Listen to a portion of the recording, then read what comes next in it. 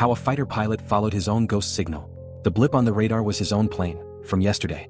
On the morning of March 14, 1968, Captain Daniel Marsh climbed into the cockpit of an F-4 Phantom II at Nellis Air Force Base in Nevada. The sky was clear, the wind calm, and the desert stretched flat and empty in every direction. It was supposed to be a routine training flight, a navigation exercise over restricted airspace that pilots had flown 1,000 times before. The pre-flight checks were standard, the weather report unremarkable, and the mission briefing had lasted less than 10 minutes. There was nothing unusual about any of it, nothing that would suggest what was about to happen, nothing that would warn Marsh that he was about to become part of an experiment that would haunt him for the rest of his life. But when Marsh returned 3 hours later, he was different. His hands shook as he climbed down from the ladder, fingers trembling against the cold metal rungs. His eyes were wide, unfocused, pupils dilated as if he had seen something too bright to comprehend. And when the ground crew asked if he was all right, when they noticed the way he stumbled slightly on the tarmac, when they saw the sweat staining his flight suit despite the cool desert morning, he didn't answer. He just stared at the horizon, at something no one else could see, at a point in the sky where the blue faded into nothing. What happened in that empty sky was never officially reported. The flight logs were classified within hours, sealed and removed from the standard archive system before the next shift began. The radar tapes were locked away in a vault beneath the base, in a section that required 3 separate clearances to access, and even then only a handful of people knew they existed. And Captain Marsh was transferred to a psychiatric evaluation unit in Virginia, where he would spend the next 6 months under observation, subjected to tests and interviews that never quite explained what they were looking for, never quite revealed why his experience mattered so much. But the story didn't end there. Because what Marsh encountered that day wasn't an enemy aircraft, wasn't a malfunction, and wasn't a hallucination. It was something far more unsettling, something that would eventually lead to one of the most secret psychological operations ever conducted by the United States military, an operation that explored the limits of perception, the fragility of time, and the terrifying possibility that the mind could be made to see things that hadn't happened yet, or had already happened, depending on which version of reality you chose to believe.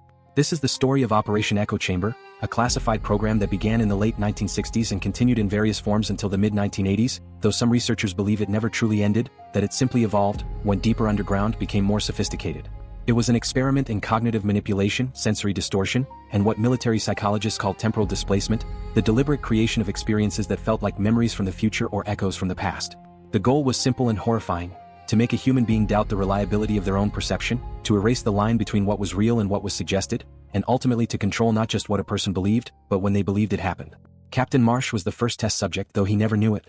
And the blip he saw on his radar screen that day, the signal that appeared to be his own aircraft flying 30 miles ahead of him, was not a glitch.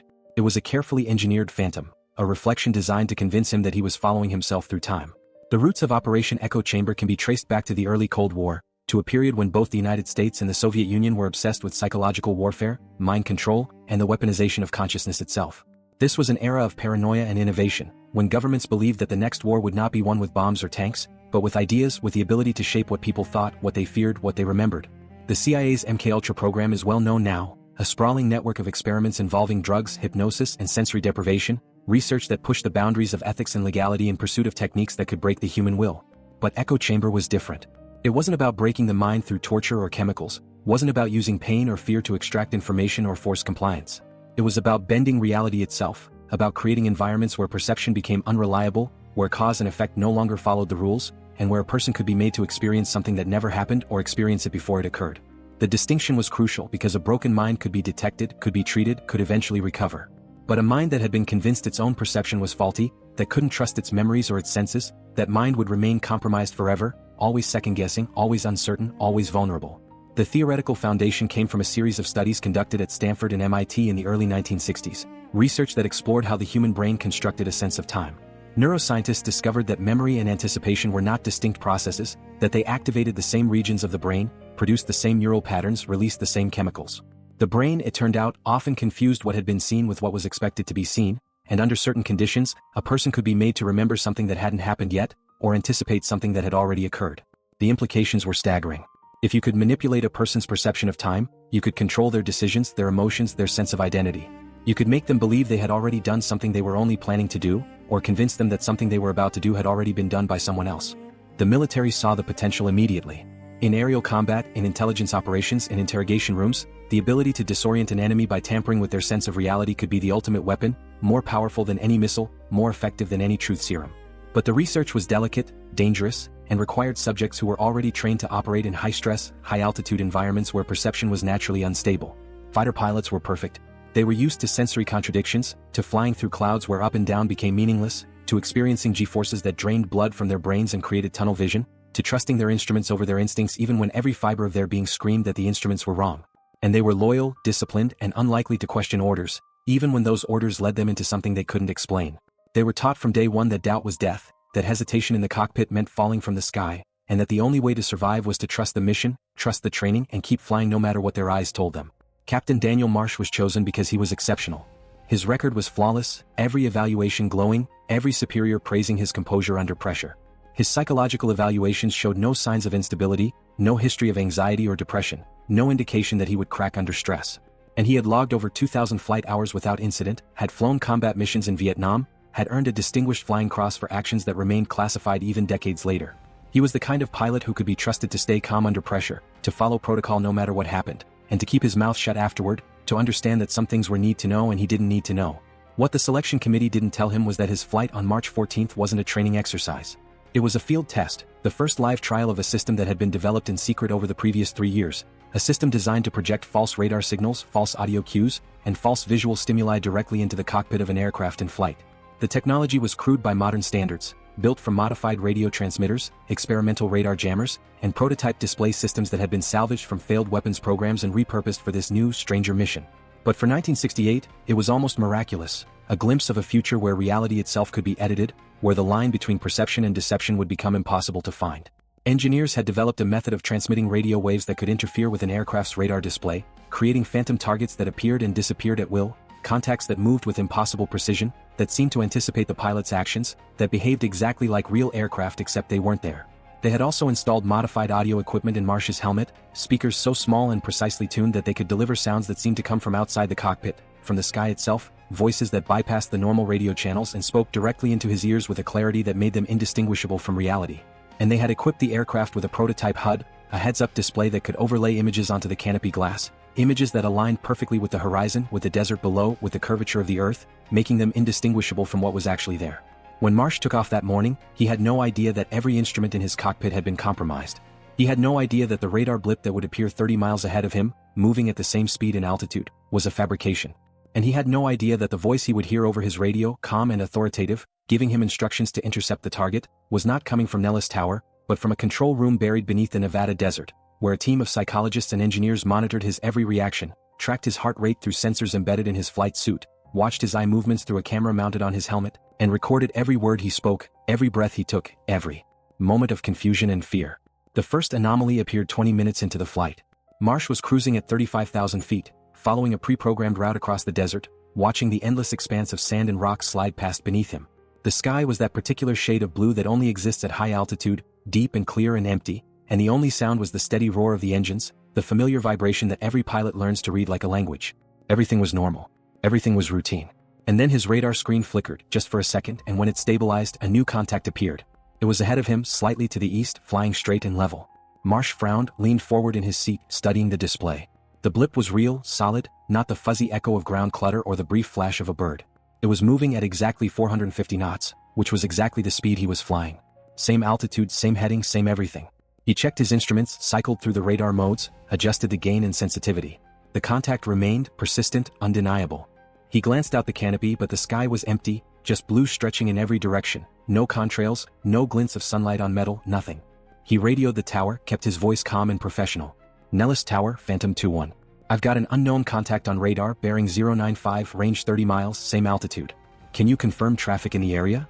The voice that responded was calm, familiar, the same controller he had spoken to a dozen times before, a voice that carried the easy confidence of someone who had guided thousands of aircraft through these skies. Negative, Phantom 2-1. No traffic in your vicinity. Your radar is clear. Continue on heading. Marsh frowned. The radar didn't lie. He had learned that in flight school, had learned it again in combat, had staked his life on it countless times. The instruments were more reliable than his eyes, more trustworthy than his instincts. If the radar showed a contact, there was a contact. He checked again, tapped the screen with his gloved finger, cycled through the filters one more time. The contact was still there, and now it was closer, 28 miles, 26, 24. It wasn't veering off, wasn't changing altitude. It was just ahead of him, like a mirror image, and the more he watched it, the more something felt wrong, not with the radar but with the situation itself, with the way the contact moved in perfect synchronization with his own aircraft. He increased his speed, pushed the throttle forward, felt the Phantom surge ahead, and the blip accelerated too, matching him perfectly. He banked left just a few degrees, testing, and the contact banked left. He climbed, pulled back on the stick, watched the altimeter needle swing upward, and it climbed with him. It was as if the radar was showing him his own plane, as if he were tracking himself, but that was impossible. The radar didn't work that way, couldn't work that way. That was when the voice came back, but this time it sounded different, slightly distorted, as if it were coming from farther away, or from somewhere else entirely. Phantom 2-1, you are clear to intercept. Close to visual range and identify. Marsh hesitated. Intercept what? There was nothing out there. But the order was clear, and protocol was protocol, and questioning orders in flight was not something a pilot did, not if he wanted to keep flying. He adjusted his heading, locked onto the radar contact, and pushed the Phantom into a shallow dive, accelerating toward the empty sky ahead. The altimeter spun downward. The airspeed indicator climbed past 500 knots. The desert below became a blur of brown and beige. And the radar blip stayed ahead of him, always just out of reach, like a shadow he couldn't catch, like something that knew exactly where he was and was staying just far enough ahead to remain a mystery. And then he saw it. At first, it was just a glint, a flash of sunlight reflecting off metal, the kind of thing you see 100 times a day in the sky and dismiss as nothing. But as he closed the distance, as the range on his radar dropped to 10 miles, then 8, then 5, the shape became clearer. It was an aircraft, a fighter jet, dark gray against the pale desert sky. And it looked exactly like his own plane. Same profile, same silhouette, same twin-tail fins, same swept wings. For a moment, Marsh thought it was another Phantom from the base, another pilot on the same exercise, maybe a flight that hadn't been mentioned in the briefing. But when he checked the radar again, there was only one contact, and it was right in front of him, and the distance was closing fast, too fast. He pulled back on the stick, leveled off, and tried to slow down. But the other aircraft didn't react. It just kept flying, smooth and steady, as if it didn't know he was there, as if it were on autopilot or following some predetermined path that nothing could alter. Marsh's heart was pounding now, adrenaline flooding his system, his breathing quick and shallow inside the oxygen mask. He keyed his radio, tried to hail the other pilot. Unknown aircraft, this is Phantom 2-1. Identify yourself. You are in restricted airspace. No response. Just static, and then, beneath the static, something else. A voice. His own voice. Phantom 2-1 requesting clearance for approach. Coming in from the west. 83 minutes. Marsh felt the blood drain from his face. That was his call sign. That was his voice. But he hadn't said those words. He wasn't requesting clearance, wasn't approaching from the west, wasn't 3 minutes out from anything. He was hearing himself speak, hearing a transmission he hadn't made, and the timestamp on the radio log, the small digital display on his instrument panel, showed it was from yesterday, from a flight he had completed 24 hours ago. Except he didn't remember saying those exact words, didn't remember approaching from the west, and now he wasn't sure if he was remembering correctly or if his memory was lying to him, if something was wrong with the recording or something was wrong with his mind. The aircraft ahead of him banked right, and Marsh followed, still trying to make sense of what he was seeing, what he was hearing. He was close enough now to see details, the panels on the fuselage, the rivets, the serial numbers. He was close enough to see the canopy, the dark glass that concealed the cockpit, and behind it, the pilot. And for just a second, just a fraction of a moment, the sun hit the glass at the right angle and he could see inside, could see a face. His own face, looking back at him. The recognition was instant, visceral, impossible. It was like looking in a mirror, except the reflection was flying, was operating a jet, was 30,000 feet in the air. Marsh felt his stomach drop, felt the world tilt, felt something fundamental crack inside his perception of reality. And then, before he could react, before he could process what he had seen, the radar screen went blank. Just went dark, every contact disappearing at once. The HUD flickered and died, the green display fading to nothing. The radio cut to silence, not even static, just empty air. And the aircraft ahead of him vanished, just disappeared as if it had never been there at all. Marsh was alone in the sky, his instruments dark, his heart hammering in his chest, and somewhere far below, in that buried control room, a team of researchers made careful notes about response time, stress markers, and the duration of the induced hallucination. They recorded that subject exhibited elevated heart rate consistent with acute stress response, that subject attempted verbal communication with phantom target, that subject pursued phantom target for 7 minutes and 43 seconds before visual contact was achieved. And they recorded that when the systems were deactivated, when the phantom signal was removed, subject continued to scan visual horizon for approximately 90 seconds, suggesting sustained belief in target despite absence of sensory confirmation. It was a success. The first complete success. When Marsh landed, his hands were still shaking on the controls. The touchdown was rough, the wheels hitting the runway harder than usual, the brakes squealing as he brought the Phantom to a stop. He taxied back to the flight line in silence, his mind replaying what he had seen, trying to make sense of it, trying to find an explanation that didn't involve losing his mind.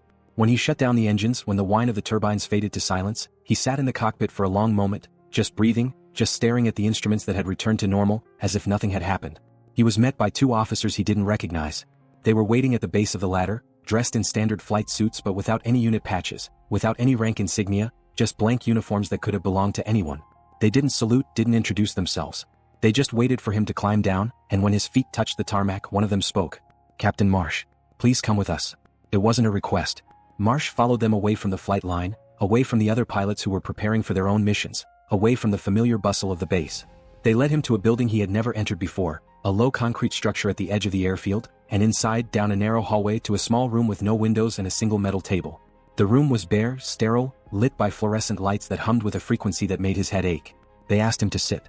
One of them placed a tape recorder on the table, pressed record. The other opened a folder and pulled out a form. And then they asked him to describe what he had seen. Marsh told them everything. The radar contact that shouldn't have been there. The aircraft that looked like his own. The voice on the radio, his voice speaking words he hadn't said. The face in the canopy, his face looking back at him. He told them about the instruments going dark, about the way the Phantom had vanished, about the confusion and fear that still gripped him even now, sitting in this room trying to make sense of what had happened. They listened without interrupting, without reacting, their faces blank and professional. When he was finished, when he had said everything he could think of, one of them slid a document across the table.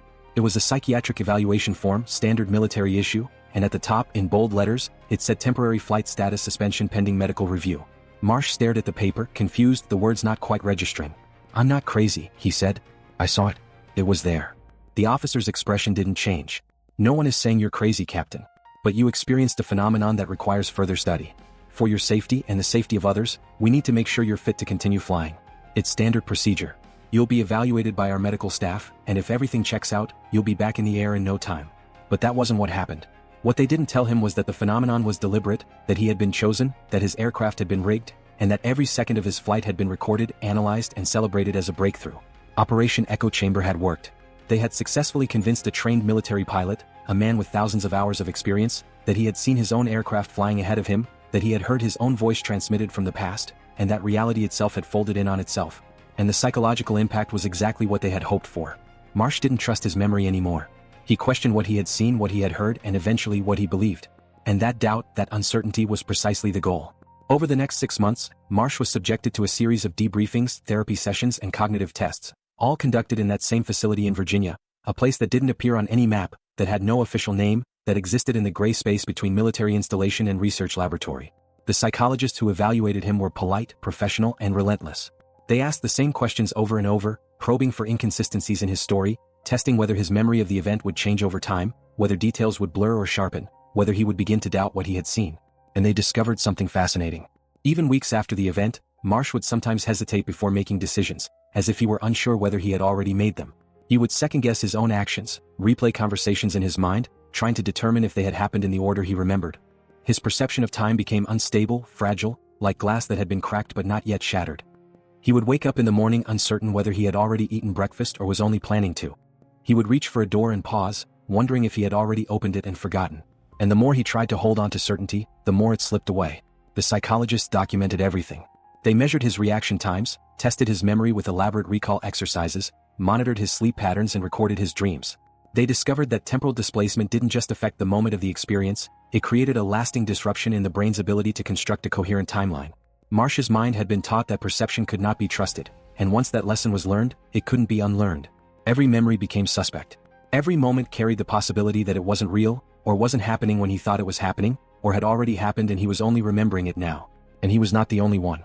Over the next decade, Operation Echo Chamber expanded, quietly testing the same techniques on dozens of subjects. Other pilots were selected, their aircraft rigged with the same phantom signal generators, their flights monitored by the same team of researchers. Intelligence officers were exposed to similar temporal displacement scenarios during training exercises, situations where they would encounter recordings of their own voices, documents they had supposedly written but didn't remember writing, evidence of actions they had supposedly taken but had no recollection of. And eventually, during the later years of the Vietnam War, captured enemy combatants were subjected to enhanced versions of the technique during interrogation. The goal was always the same: to create doubt, to destabilize perception, to make a person question whether they had done something or only thought about doing it, whether they had seen something or only imagined it, whether the present was real or just a memory of the future. And the results were chilling.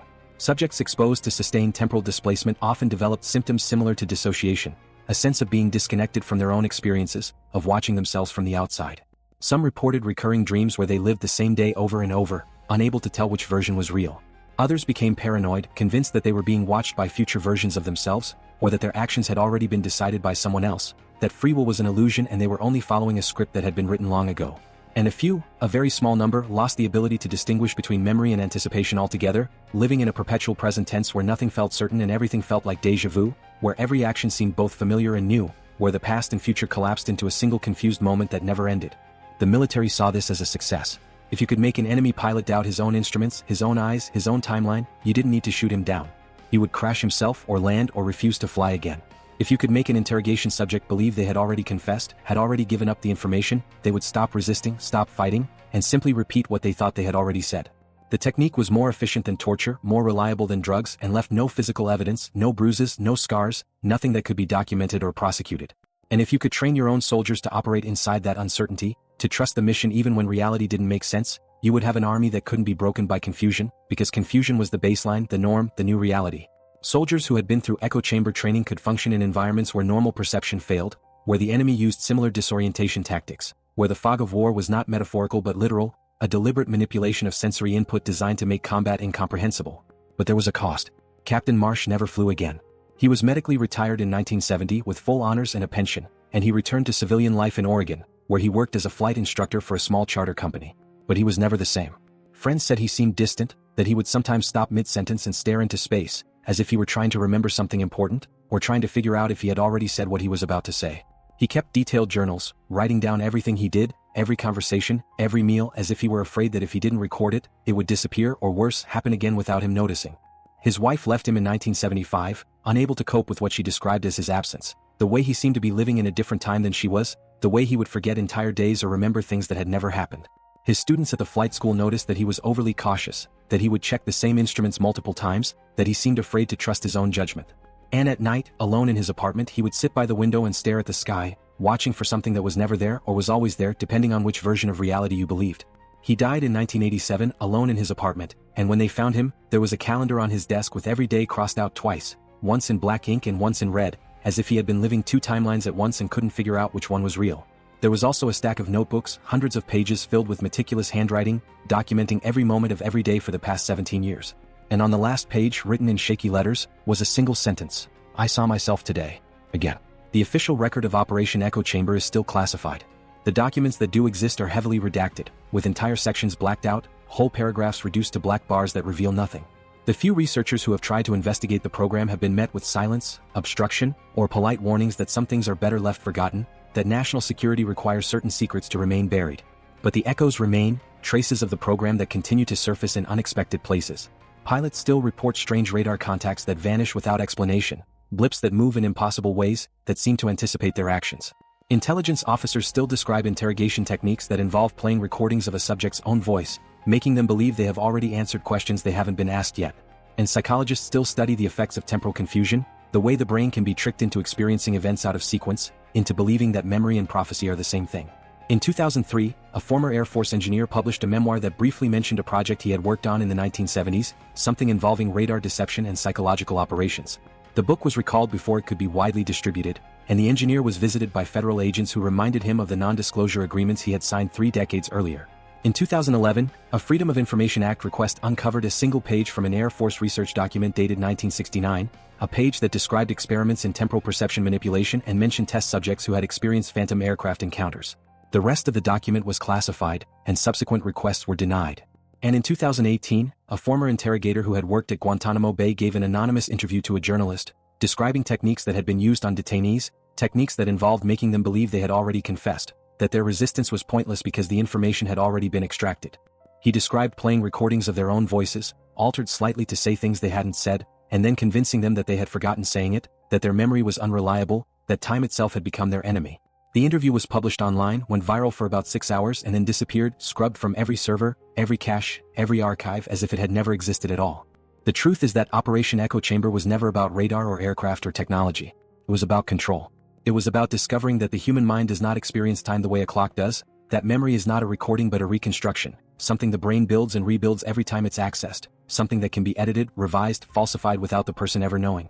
And it was about learning that if you can manipulate the signals a person receives, if you can make them see themselves in the past or the future, you can make them doubt everything they think they know. You can erase their sense of agency, their belief that they are moving forward through their own life, and replace it with the feeling that they are only following a script that was written long ago, or will be written tomorrow, and either way there is nothing they can do to change it.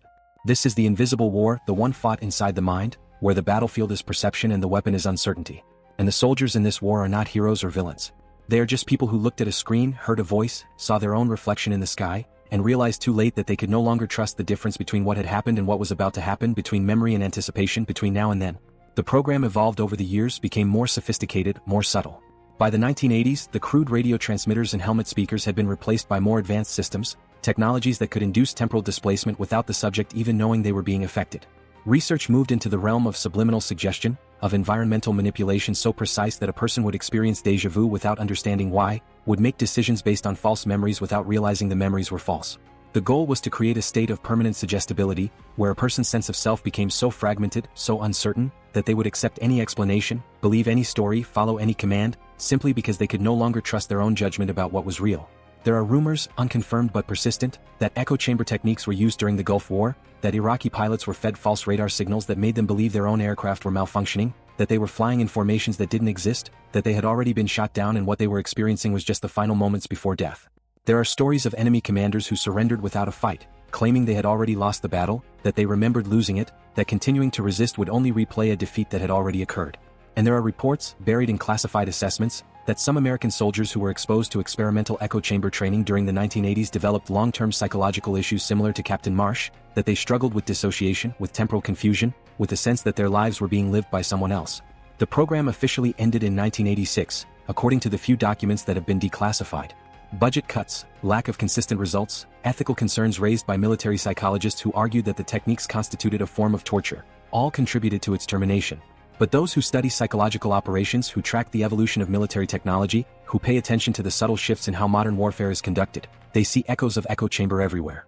In the way drones can simulate the radar signatures of manned aircraft, creating phantom fleets that enemy air defenses waste ammunition trying to shoot down. In the way social media algorithms can create echo chambers of a different kind, digital environments where people are surrounded by reflections of their own beliefs, their own fears, until they can't tell the difference between their thoughts and the thoughts that have been planted there. In the way deepfake technology can create videos of people saying things they never said, doing things they never did, and the videos are so convincing that even the people themselves begin to doubt their own memories, begin to wonder if maybe they did say that, did do that, and simply forgot. The technology has changed, evolved, become invisible.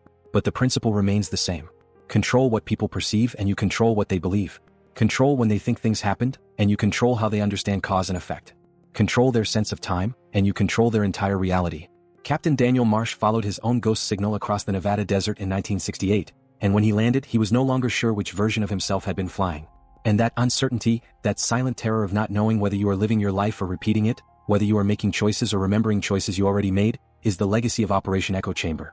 It is the knowledge that time is not as solid as we believe, that the mind can be made to fold in on itself, and that somewhere in a buried archive, there are tapes of men following themselves through the sky, chasing echoes that were always just reflections, always just one step ahead, always just out of reach.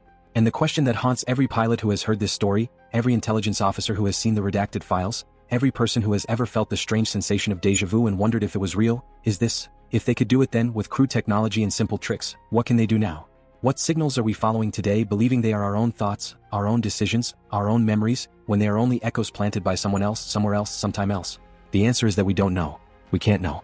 Because if the technique worked, if we have been subjected to temporal displacement, we would have no way of detecting it.